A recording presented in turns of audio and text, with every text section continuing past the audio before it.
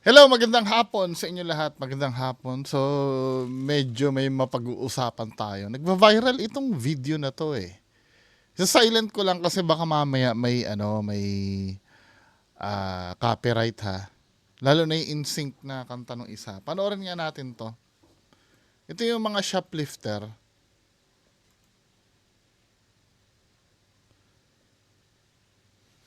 Nilalagay sa ano. Napanood ko to kay Kuya Renan eh. Tapos ito, meron pang isang nag-viral. San ba yon?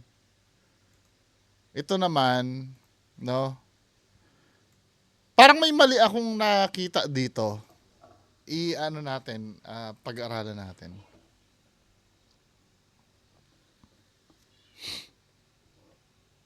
So nahuli siya. Ito yan, no, nilagay na naman uli sa bayag.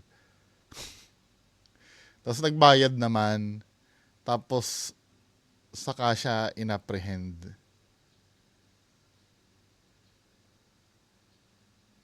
'Di ba? Now, ganito no. Nung una, akala ko may mali doon sa nangyari. May mali doon sa nangyari. So, nag-usap kami, humingi ako ng opinion kung kani-kanino. Kasi nung nasa ano ako, nung nasa retail ako, ang orient sa amin, bawal hulihin ang shoplifter nang hindi pa nakakalabas ng store, 'di ba? Ako nasa supermarket based ako or do sa ano, iba yung ano namin eh, iba yung format namin eh. Pero bawal na bawal hulihin ang shoplifter nang hindi pa nakakalabas ng store. Now, dito naman nakita ko hindi pa siya nakakalabas ng store, hinuli siya, 'di ba? Akala ko nung una mali. Dahil hindi pa nga naman siya nakakalabas ng store, eh hinuli na siya. Nung tinawagan ko yung ano, yung dating admin officer ko, sabi ko, pinapanood ko to video na to. Di ba bawal to? Kailangan mo nang palabasin muna yung ano, yung shoplifter bago mo hulihin. Ito yung explanation sa akin ni shoutout Ma'am Edna. Sabi ko talaga pangalan. Hindi ko na sasabihin yung apelyido mo, Ma'am Edna. Yung admin officer namin dati. Ang sabi niya sa akin, tama yan. Paano naging tama yan, ma'am? Hindi pa nakakalabas ng store eh. Huhulihin, mababaliktad sila niyan, di ba? Hindi. Kasi yung settings pala namin dati, yung, yung settings namin dati kasi, di ba supermarket, may checkout doon.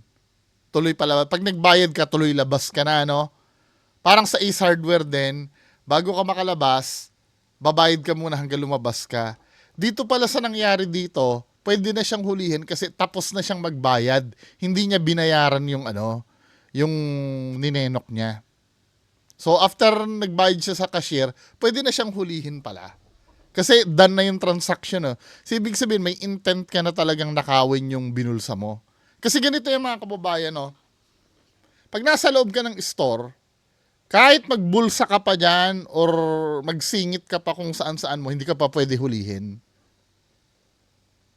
Hanggat hindi pa natatapos yung transaction. Kasi marami na babaliktad dyan eh. May nahuli na customer nagbulsa ng item. Dinampot agad ng security guard. Nabaliktad pa yung security guard. Kasi ang palusot ng customer, doon niya lang daw muna nilagay sa bulsa niya. Hiniwalay niya doon sa cart niya kasi importante daw yon. Importante daw yung binili niya, di ba? Palusot niya yun. Pero valid kasi yun eh. Hanggat nasa loob yung customer at hindi siya nakakalabas, baguhin natin ano, hanggat hindi pa natatapos yung transaction, hindi mo pa siya pwedeng hulihin. Sa case nito, kahit nasa loob siya, kasi ang pananaw ko dati nun, basta nasa loob pa ng store, hindi mo pwedeng hulihin. Kailangan palabasin muna. Ang design kasi ng cashier nito, nasa loob eh. Ang design ng mga pinagtrabahuhan namin dati, nasa may exit. Pag nakabayad ka na, at nag-exit ka na, Doon mo na siya pwede hulihin. Ito, done na yung transaction, di niya binayaran eh. So, ano pala siya dito? Timbog siya dito. Akala ko nung una, pwedeng ipalusot na, na hindi pa siya nakakalabas. Pero, ang rule talaga ganon. Let's say, walang transaction na nangyari, no? Hindi siya nag-transact. Nag-shoplift siya. Hindi mo pwedeng hulihin yan hanggang di pa siya lumalabas ng store. 'Di ba? Sa case naman ito, kaya siya hinuli sa loob ng store kasi may transaction nang nangyari. Nagets nyo? Pwede kasi kayong baliktarin nun pag hinuli mo agad yan Kahit nilagay niya pa sa bayag niya. Pwede kayong baliktarin yan. Ang papalusot lang yan, dun ko komportabling ilagay yung item 'Di ba? Wala kasing bulsa yung shorts ko kaya dun ko nilagay sa loob Tinatamad ako magdala ng... Oo, lumulusot yun, yung mga ganun palusot. Pag nasa husgado na kayo, tinatamad ako magdala ng ng basket Kaya doon ko sinuksok muna. 'Di ba? Kasi hindi mo mapapatunayan yung intent nun Kapag sinita mo yon na paikot-ikot siya sa loob ng store na may binulsa siya, pwede kang lusutan nun, bayaran niya lang. Lusot yun.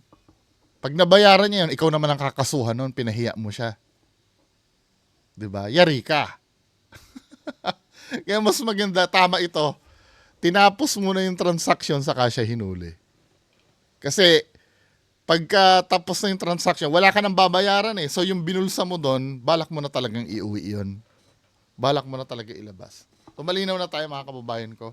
Hindi hindi case to case basis yung rule kasi nasabi ko na dito before yun Pag dinidiscuss to na hindi mo pwedeng hulihin pagka hindi pa nakakalabas ng store. Case to case basis.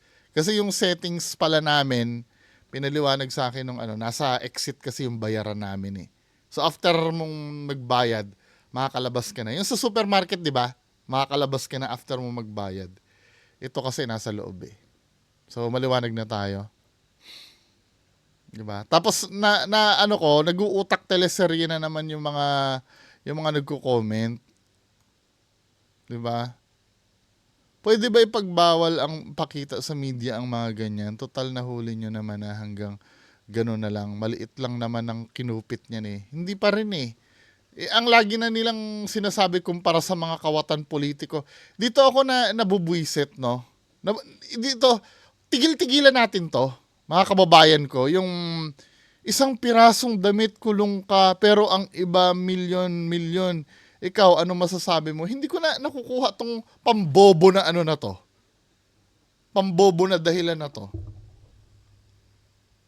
Sabihin na nating masama ang nagawa niya dahil nagnakaw siya, pero hindi kalakihan. Hindi. Pag nanakaw pa rin Ngayon, yung tanong nyo tungkol sa politiko, hindi na mawawala. Corruption kasi iyon. Nasa sistema kasi sila Ngayon, hindi, pabor ba kayo? Pabor ba kayo na palusutin niya mga ganyan? Ano mangyayari sa Pilipinas? Kung palulusutin yan, dahil hindi nakukulong yung mga milyones ang ninakaw? Ang tanga naman nating kababayan. Di ba? Ang dami utak na teleseryo. Nagnakaw ng damit, nagnakaw ng mangga, kulong. Pero ang mga crocodile daw, billion-billion na sa mataas na posisyon. Ewan ko ba? Ako agree din ako makulong yung mga yan, pero hangga't hindi ba, ganito ba ang ganito ba kapulpul ang Pinoy? Hangga't hindi nakukulong yung mga milyon, palulusutin natin itong mga to? Yung mga kawatan na to? Ganun ba kayo mag-isip? Naiintindihan ko yung sentimiento nyo, no? May mga corrupt talagang hindi nakukulong, pero wag nyong aanuhin tong ganitong bagay nang dahil doon kukonsintihin nyo tong mga to. Wala na tayong peace and order kung ganyan tayo kagago. Ganyan tayo kabobo. Mag-isip. Konti lang naman nanakaw. Yan So gawin na natin legal kapag konti ang nananakaw. Ganun ba yung gusto nyo sabihin?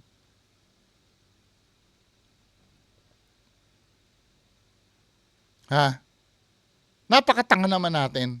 Dahil sa pagiging utak teleserye natin, Kasi mahirap siya. Nagnakaw pagbigyan natin. Ewan ko lang kung pinaghirapan yung negosyo. Nakawan kayo tapos ganyan din ikakatwiran nyo doon sa nahuli nyo. 'Di ba? Palibasa itong mga nagsasalita to, siguro it's either magnanakaw din to or hindi nagtatrabaho. Kung bakit ganyan mag-isip yung mga yan. Alam mo ba, pag nag-inventory yan, yung loss nung ang tawag kasi dyan, loss eh. Pag nag-inventory yan at may loss yan, alam mo kung sino magbabayad yan. Akala mo, sasagutin ng kumpanya yan. May margin yan. Wala namang perfectong inventory, pero may margin yan. Kapag ang loss yata is 0.01 or 0.05 yata, nakalimutan ko na, walang magbabayad. Pero pag beyond doon, kailangan bayaran yon ng empleyado. Mga tanga, mga bobo, mga putang ina nyo, mga utak teleserye. Hindi nabubwisit kasi ako eh. Dito sa mga magnanakaw na to, sisimpatsahan nyo. Dahil mas may bilyones pang nagnanakaw. Pero hindi nyo iniisip, magbabayad yung mga lehitimong nagtatrabaho dun sa store. Ang tanga nyo naman. Hindi nag-iinit ang ulo ko eh. Kasi ako nagtrabaho ako sa ganyan. Nasaksihan ko kung paano umiyak yung empleyado na magbabayad dun sa mga ninakaw. Minimum ang sweldo. Or minsan nga, below minimum pa eh. Isang buwan, 15,000 lang ang sweldo. Tapos ibabawas pa, ikakaltas pa yun na shoplift sa kanya. Tapos sasabihin nyo, kulong agad, pero yung ano gusto nyo patawarin tong mga putang inan to?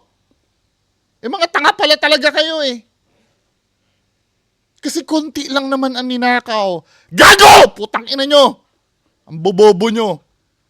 Siguro mga walang lehitimong trabaho itong nakikisimpatya dito sa shoplifter. Konti lang daw. O, sige, konti lang magkakape ka. Lalagyan ko ng konting tae yung kape mo. Hindi, pagbigyan mo na, konting tae lang naman eh. Papayag ka? Kahit na konti yung tae pa rin yun. Ay, Diyos ko. Kaya affected ako masyado sa mga ganito kabobobong comment kasi nagtrabaho din ako dyan. Di ba? May time pa na pag na-shoplift, sobrang mahal nung shinaplip, yung Barena. Yung DeWalt. Magkano yung DeWalt na Barena? Noong time na yon, actually hindi lang Barena eh, yung mga power tools. May tig to 25,000 na power tools eh. Instead na magbabayad doon yung dicer na naka-assign doon, 'di ba? Nag-iiyak-iyak doon dahil hindi niya alam kung paano. Pagsasacrifice namin yun, lahat kami, ilan kami sa store, let's say 30 kami, para hindi lang maging kawawa yung isa, lahat kami magpapakaltas na. Kasi walang kakainin yung pamilya nun, yung dicer na naka-assign doon. Yan na hindi nyo naiintindihan, mga putang ina nyo. Palulusutin. Sabihin na, ito, nakakabwisit itong putang inan to. Sabihin na natin na masama ang nagawa niya dahil sa pagnanakaw, pero hindi kalakihan ang ninakaw. Gago! Putang ina mo! Nakakabwisit ka. Gusto mo palulusutin natin yan? Dahil maliit lang ang ninakaw? Gago. Tingnan ko nga ang profile nito, mukhang walang trabaho tong gagong to eh. Paalamunin lang yata sa bahay to eh. Next. Tama na ngayon. Hindi nabubuisit kasi ako. Ba't ganyan na mentality ng mga kababayan natin na Pinoy? Dahil sa pagiging utak teleserye? Ano ba? Next video. Ano to? Aga ka lang nag-book. Kung ngayon ka lang nag-book, baka naiapid pa kita. Tangina mo, ngayon lang kayo lumabas. Si kuya naman eh. Ay. Okay lang, okay lang.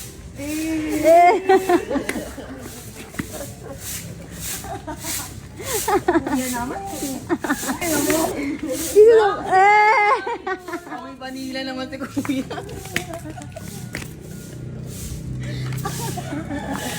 Mag-angkas rider na lang kaya ako. Tatlo kayo. Ikaw na namin sa 400. Yung Pasay, okay Kaya lang. 400. Ayaw pa kawalan eh. Eh, paano yan? Mika, taka Paano na. yan? Amuyin na tayo. Ano yung Rolex? Ano lang yun? Okay na, kaya mo. Face reveal. Pwede mo siya patulpo. May ebidensya ka. Pwede mo siya patulpo. Eh! Nose reveal daw, tama sa ilong. Face reveal daw, face reveal. Kasi Eh! kiss mo.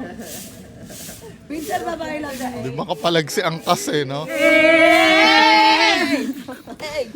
Pwede mo sa akin yan ah. Mamaya ulit. Iyan pa, Charles. Maaga ka lang Ito, no, hindi ko naiintindihan. Tapos pag sila yung namanyak, sila yung magagalit. Then, naiintindihan ko naman na katuwaan, no? Katuwaan. Dito mo mapapatunayan na ang pag-iintindi ay nasa lalaki talaga. 'Di ba? Pero subukan mo lalaki ang magganyan. Baliktarin natin ang sitwasyon, ano? Tapos, lady rider yung magano, tapos gaganyanin.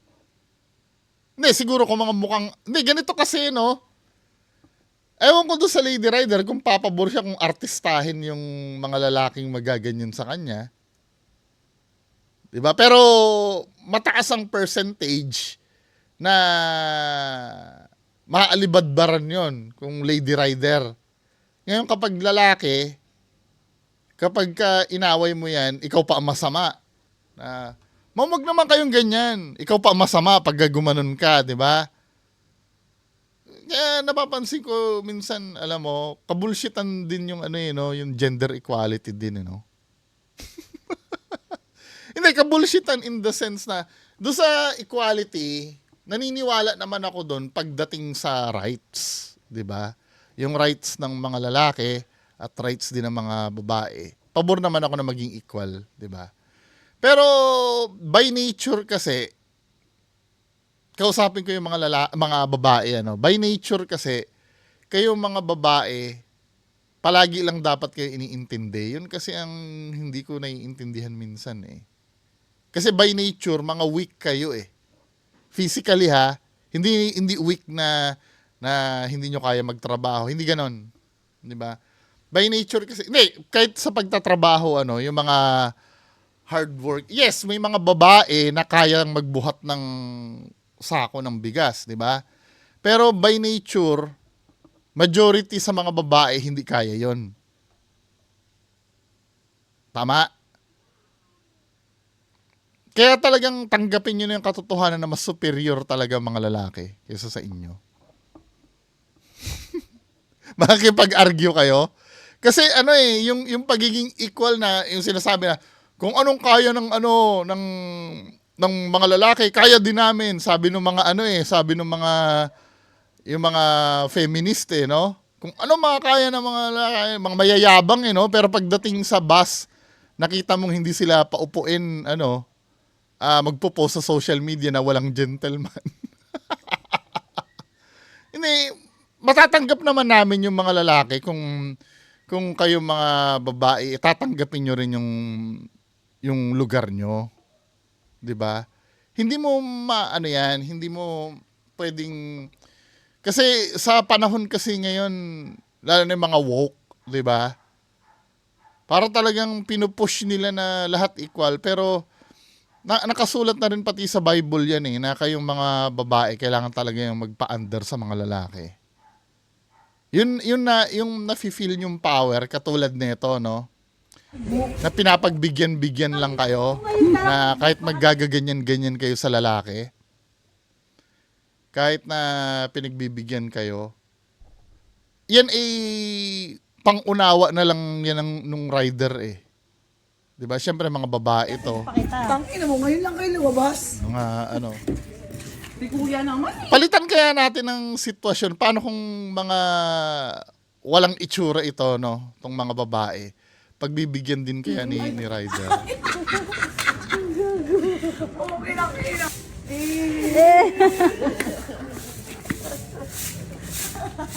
Pero kung sa akin, itong ganito, wala namang big deal dito siguro.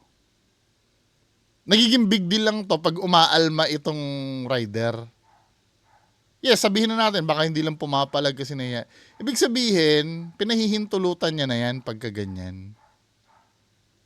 Diba? At tingin ko, hindi rin naman masama tingnan. For me ha, nagiging masama na lang tingnan yan para sa mga babae, pero doon sa kay kuya, okay lang naman yan. Baka pabor pa nga sa kanya yan eh.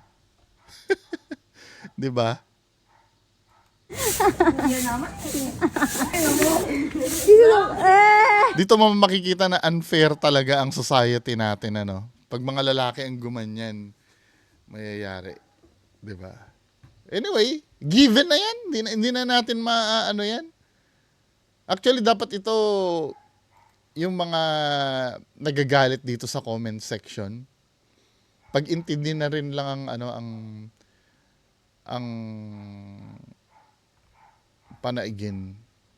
Gano'n naman talagang trabaho ng mga lalaki, umintindi na lang. Next video. Ito kay Willie Rebillame eh. No? Gusto ko rin komenta nito kay Willie Rebillame eh. Pakinggan natin to. So ano bang sinasabi dito? Pagiging isang senador, bahagi nito ang pagsasagawa ng batas. Kahit marami pa pong batas, pero senador po kayo, kinakailangan nyo pa rin gumawa ng isang batas. Bilang isang senador, at kilala kayo sa pangalang Kuya Will, bigyan niyo po ako ng isang batas man lang na kapag ka nagsabing itong batas na ito, si Kuya Will yan. Okay, magandang tanong yan. Ha? Una, may angat talaga ang buhay ng mga Pilipino. Na matulungan talaga. Ako para sa akin, ang batas dapat batas para sa mahirap. Marami na tayong batas na ginawa. Tama. Ang ganda ng tanong mo, ha? Nakakapag-isip yung tanong na yan. Ikaw, ano sa tingin mo ang batas na gagawin ko?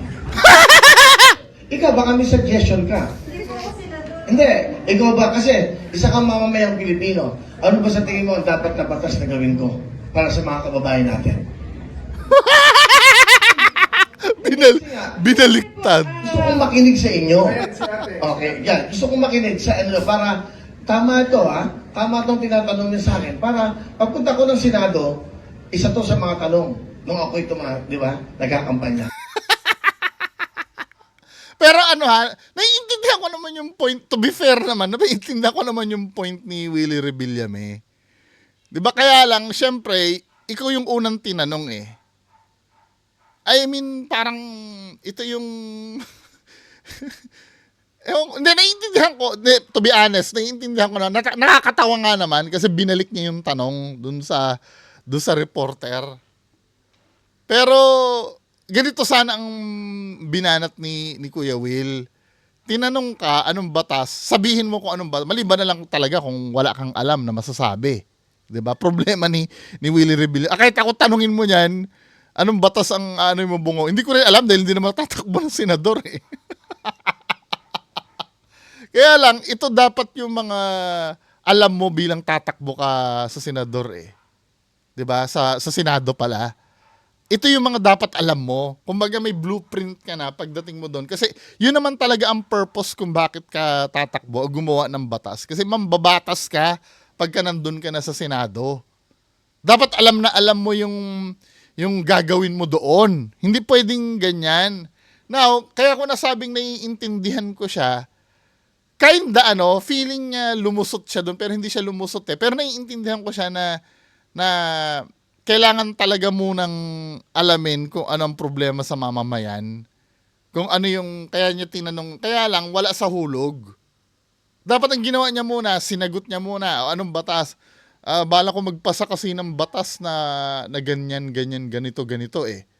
'Di ba? Ikaw, kung may isasuggest ka pa, pwede natin idagdag. At least, nasagot niya yung unang tanong. Kaysa ito, napaghalataan kasi hindi niya rin alam ang gagawin niya eh. Sa Senado eh. Hindi niya rin, tinan mo ha. Pagiging isang senador, bahagi nito ang pagsasagawa ng batas. Kahit marami pa pong batas, pero senador po kayo, kinakailangan nyo pa rin gumawa ng isang batas. Bilang isang senador, at at kilala kayo sa pangalang Kuya Will, bigyan niyo po ako ng isang lang na kapag nagsabing itong batas na ito, si Kuya Will yan. Okay, magandang tanong yan. Ha? Una, may angat talaga ang buhay ng mga Pilipino. Ano ang batas? Ano talaga? Kasi generic yung sagot na yan eh. Parang qualified ba yan as motherhood statement? Tingnan nga natin ibig sabihin ng motherhood statement. Kasi hindi naman siya motherhood statement. Oh, yon. Motherhood statement is a vague, general, and uncontroversial statement that is often used in business or politics. 'Di ba? Parang ang example ng motherhood statement, our country must contribute to world peace. We just need to love one another. And parang generic. 'Di ba? Generic yung sagot niya. Ang tinatanong kasi anong batas? Sana nasagot niya yon, then pinasok niya sana itong gusto niyang sabihin. Tingnan mo ha. Ako para sa akin, ang batas dapat batas para sa mahirap. Marami na tayong batas na ginawa. Tama. Ang ganda ng tanong mo, ha? Nakakapag-isip yung tanong na yan. Ikaw, ano ang batas na gagawin mo? Kami suggestion ka. Okay na yan eh. Di ba? Okay naman yan. Nakakatawa nga lang kasi inuna mo yan. Kung talagang wala kang masasabi, di ba? Dapat follow up na question mo na yan. Ito na yung kapalit ng tinanong sa'yo. Sagutin mo muna. Ang problema, hindi mo sinagot eh. Ano ba nangyayari sa Pilipinas? Hindi kayo iboboto nyo si Willie Rebillame? Ano ang magiging, sa mga boboto kay Willie Rebillame, ano ang magiging criteria nyo? Bakit nyo iboboto si Willie Rebillame? Dahil Dahil nakikita nyo tumutulong sa TV? Yun ba yung magiging criteria nyo kay Willie Rebillame? For me kasi, si Willie Rebillame parang mas layunin niya yung kumita eh. 'Di ba? Para sa akin lang kasi may napanood ako na video na pinagagalitan yung staff niya kasi binivideo yung mga tao, yung sponsor daw muna. 'Di ba? Tingnan nga natin kung mahahalukay ko pa yung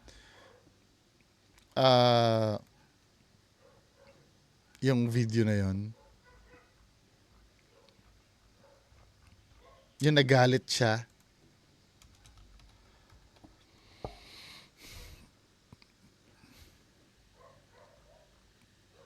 Kasi inuuna daw yung mga tao. Dapat sponsor muna kasi yun daw yung nagbabayad.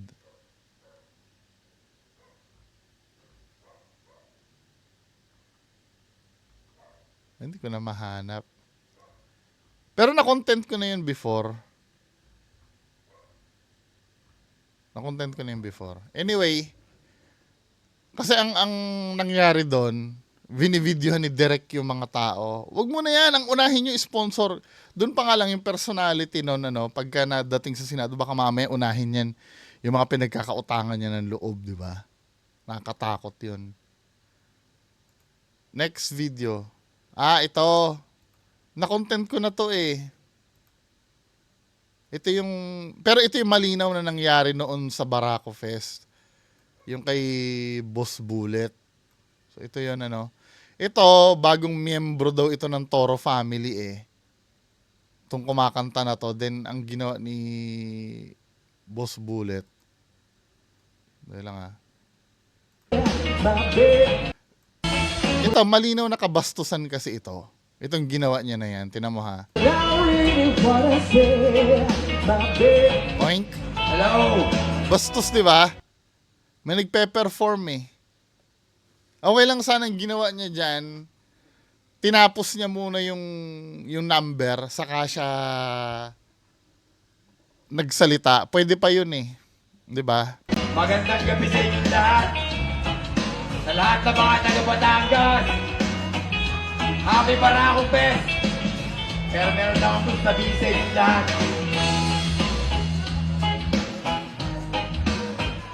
Malis ka muna. Yung nanalo ng 1 million kanina, sana makapag-isip ka. Sana yung mga pinangakuan mo, ibigay mo yung para sa kanila. Dahil gusto ko yun.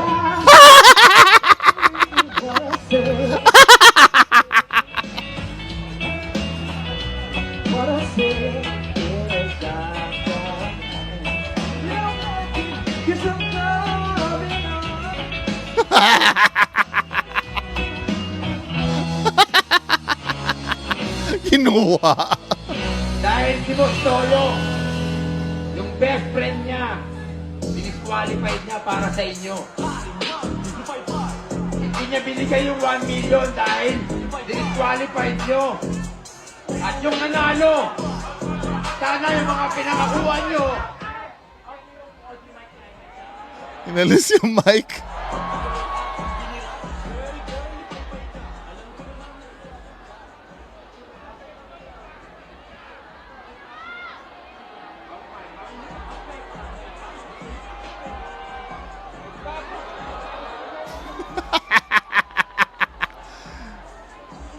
Ang nakakalungkot sa part na to, mga men, ang nakakalungkot dyan, may nakakaintindi kay Boss Bullet sa ginawa niya. Kasi may ano eh, may nag-i-explain pa rin dun sa babae na ang sabi, hindi kasi nag-usap sila. Kasiyahan! Well, this was just one of the unforeseen circumstances that we are now facing. But we can assure you, tuloy-tuloy ang Barangay Fest 2025!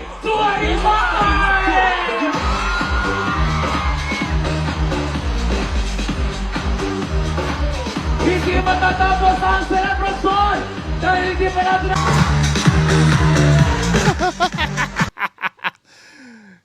Sabi ganun nung ano, iba nagtatanggol dyan. Hindi kasi nag-usap-usap kasi sila.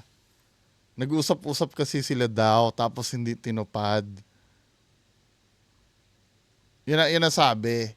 Kaya lang, ang problem kasi doon, hindi naman yun ang proper na lugar para mag-ngaw-ngaw ka doon. Kasi unang-una, yung iniiyak mo doon ay hindi naman, wala namang kinalaman ng Barako Fest doon. Lalong-lalong walang kinalaman doon yung nagpe-perform sa stage. Di ba? Walang kinalaman sa usapan nyo, si Boss Toyo, wala rin kinalaman. Sa inyo yun eh. Kayo dapat na mag-solve nun. Hindi na kailangan i-broadcast pa sa harap ng maraming tao yun. Okay lang sana kung yung nagsabi nung hati-hati kayo, ay yung mismong organizer, ano? Oy, napag-desisyonan na ang premyo ay hati-hati sila. Tapos hindi tinupad, saka ka mag-iiyak-iyak dyan. Eh, ang problema, internal na usapan nyo lang yun, men eh. Wala kayong, ano doon, walang pakialam doon yung mga manunood sa'yo. Anyway, next video, no? Next video, ito kay Diwata. Anong dito? Kasi maraming angry emoji eh.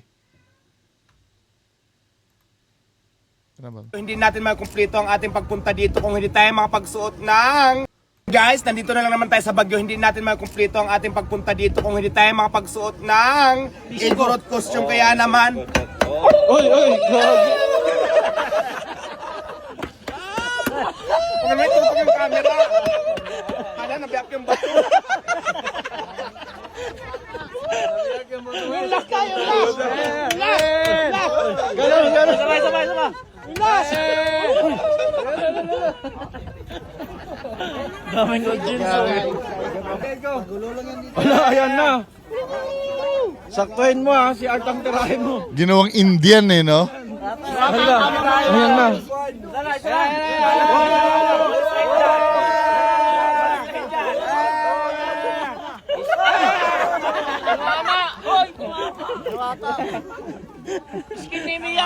Ayaw magselas ha.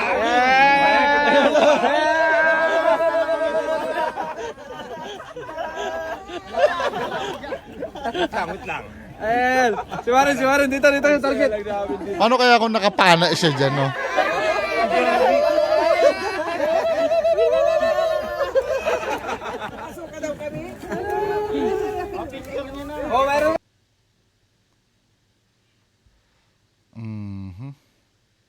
Trapong-trapo si Willie Rebillame, oh.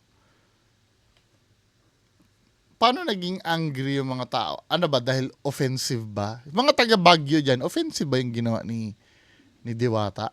Paano kung ibang artista yung gumawa nun?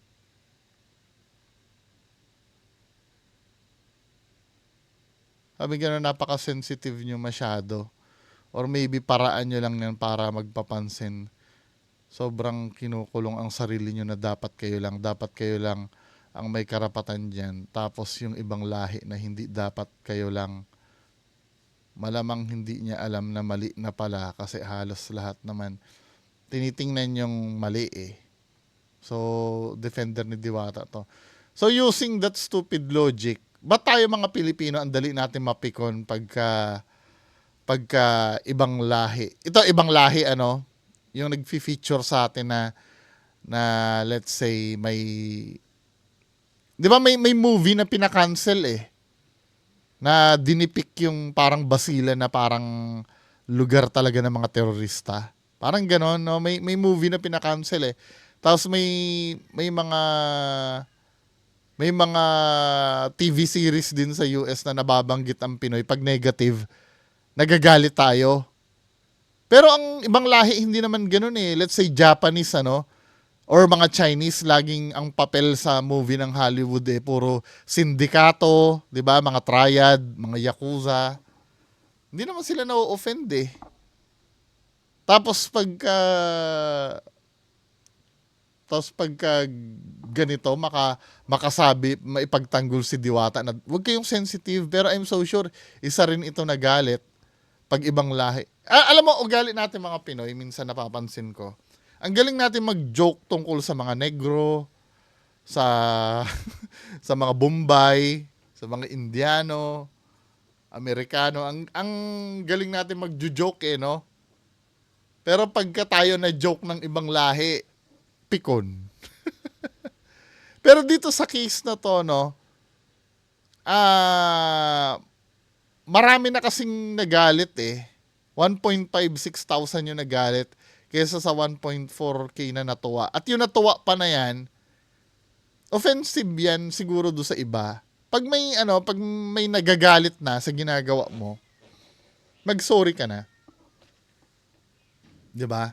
Pag may nagagalit na, kasi hindi mo naman makokontrol yung damdamin ng Sometimes nangyari na rin sa akin yan na may sinasabi ako na marami nang nagagalit. Kahit alam ko naman na tama ako or may punto ako.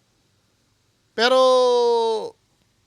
kailangan mo ring mag-sorry.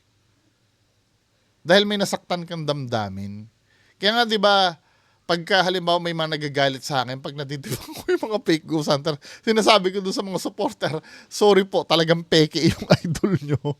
Kahit na ina-acknowledge ko na nasasaktan sila, pero sometimes kailangan mong harapin yung katotohanan eh. Pero ito kasi, ang medyo magkaiba kasi ang senaryo nito. Kasi wala naman siyang katotohanan na nilalahad dyan eh. Talagang ginawa niya lang talagang katatawanan. 'Di ba? Now, kung sa kanya, wala naman yun, sa pananaw niya, wala niya, minasaktan, mag-sorry ka na rin lang. 'Di ba? For me, hindi rin naman, ako kaya ko intindihin to. Siguro, naiintindihan ko na ginagawa niya to dahil hindi naman ako igurot. 'Di ba? Pero sa feelings ng mga igurot, lalo na gumaganon-ganon siya, yung ginawa niyang Indian, offensive ba sa mga igurot yon? Parang offensive yata yon kasi ginawa mo namang Indian sila. Hindi naman, ganun ba mga igurot? Yung gumaganon ba sila? Parang hindi naman. Diba? Yung mga taga Baguio dyan, gumaganon ba igurot na parang Indians? Next or last video. Ano pa bang video na? Ito. Si Diwata na naman uli. Maraming fans si Diwata. Ito si Nening Bino. Huwag niyong gagamitin. Ano ba? Kaya minsan nakukurap yung okay na si Nening B dun sa pwesto niya eh. Mabait na bata ito eh. Bakit gagamitin niya? Ano ba?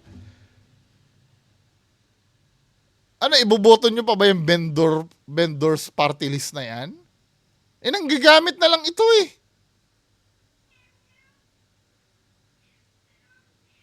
Bata yan, minor yan, gagamitin nyo sa ganyan. Ano ba? Ayan guys, nandito tayo sa Diwata Paris na kung saan meron tayong bagong menu. Nandito tayo ngayon at ipapakita ko sa inyo yung bagong menu natin at pinipilahan na naman ang Diwata Chicken Lechon Manok. Ipapakita ko sa inyo. So ang dami-daming tao dito na nag-order ng Diwata Lechon Manok. Halika, meron tayong bago dito sa Diwata Pasay. Wala na, konti na yung tao eh. Ginagago mo naman kami Diwata eh. Ayan guys, nandito tayo sa Ginagamit niya si Nening B, no? Ano kayo nung nilapitan niya si Nening B? Sabihin rin ni Nening B yung ano, yung pinagsasabi niya doon sa vlogger. O, nandito ka na naman. Gagamitin mo na naman ako. Pahiya siguro si Diwata. Dapat hindi na hindi na kinukurap nyo naman yung minor. Siyempre, bata yan. At siyempre, may o-offera nyo ng pera yan or ng kasikatan, di ba? Hindi mo naman masisisi yung bata dahil laki nga sa hirap. Di ba? Ikukurap nyo eh. Maganda na nga hinahangaan na nga yung bata na nandun na nagtatrabaho doon sa kanyang hotdogan. Ang pinakatulong doon, yung maraming bumibili sa kanya, di ba? Pwede nyo siyang i-vlog na nandun lang siya, pero dadalhin nyo pa kung saan-saan. Lalo na, ididikit mo pa dito sa taong to. Parang sinisira nyo naman yung ano ni Nening B. Anyway, mga kababayan ko, yan lang po muna ang mapag-uusapan natin ngayong hapon. Magandang araw po. Bye-bye.